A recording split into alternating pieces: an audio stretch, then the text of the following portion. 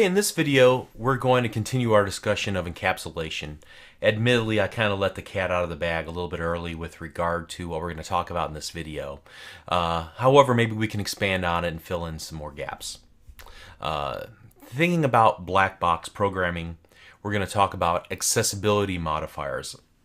Accessibility modifiers, what are those? Public and private, okay? We've seen these, we've talked about them already, I know, but we've only really talked about two of them, public and private. There are actually two other ones, protected and internal, but we're not going to talk about those just yet. They'll come in handy later on. All right, so I'm going to make this short because I'm guessing you can figure out, based on the context of the previous videos, what public and private actually do. I just want to make sure we're on the same page as to what this actually means. So let's take a look at some of the code that we've written here in the previous videos. We already talked about private fields, and we noted whenever we went over here, and if we wanted to actually try to use the make, we can't, because it's hidden to any other code except the code that sits within the auto.cs, or rather the auto class. Okay. However, if we have public versions of our fields that are accessible. For example, year. Why can we see year in IntelliSense? Well, because it is marked as public. So private means it's private to the class. Only the class, or that code that sits within the class, can see it.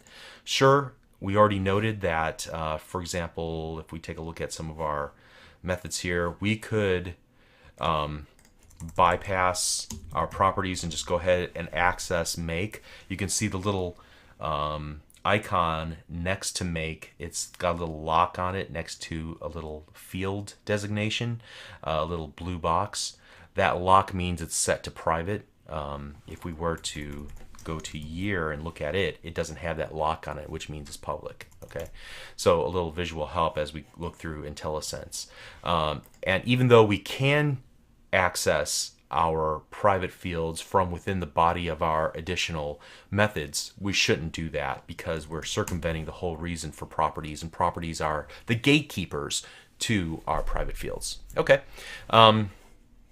Some other information, I said that you should start with a lowercase. From our previous conversations, if we wanted to do something like this, private string. Okay, do you remember what we called this form of casing? Camel case. It looks like a camel because it has like humps in the middle, right? Okay, that's why they named it that. But at any rate, that is a good convention to follow. You don't have to. Some people, especially in other programming languages, they'll put an underscore before the given word. That's usually a Visual Basic convention, so I wouldn't encourage you as a C# developer to use that. But definitely it's possible to do that. So just keep in mind, camel casing is a convention for private member variables. Everything that's public should start with a capital letter, should be capital cased. Okay. Which is also known as Pascal case. Okay. All right, so now let's talk about one other thing. We've only up to this point written public methods, but we can create private methods as well. Let me do that real quick. So we're going to do private string write line string message. All right, actually, let's just make this void.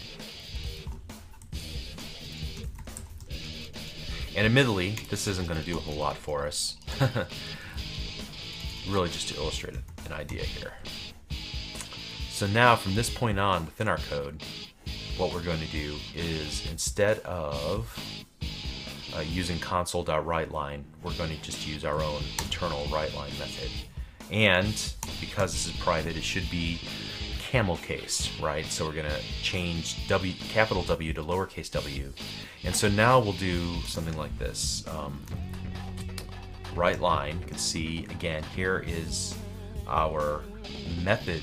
It's a little pink box, and since it's private, it has a little lock next to it. Okay, another visual cue for you as you're going through IntelliSense. So write line, and then we just need to send it a message.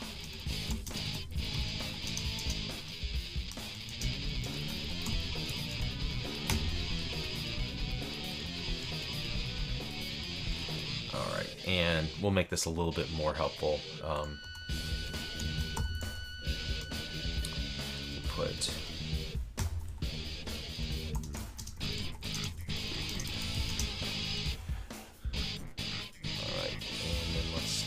copy the same thing here, put that here, and now we're going to run our application again.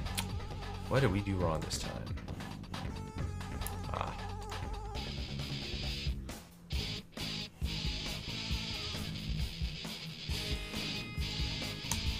Got some leftover crumbs from some previous conversations. Let's see if this works. There we go.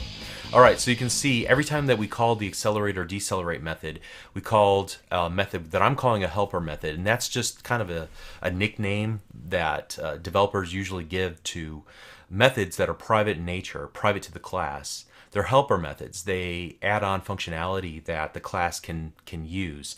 A common method to do things like output and to format things correctly that multiple methods can take advantage of. Again, taking everything that we don't want to write the same code more than once, so if we can take all the code that multiple methods have in common and extract that out and put it in its own method, that's a form of refactoring or rewriting our code and making it more efficient and more visually appealing as well.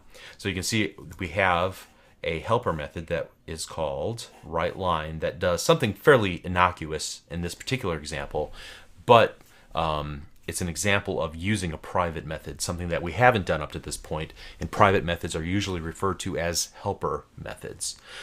Okay, I think that pretty much covers everything that we need to talk about with regards to accessibility modifiers. They change whether or not or how visible that particular member of the class is outside of the boundaries of the class.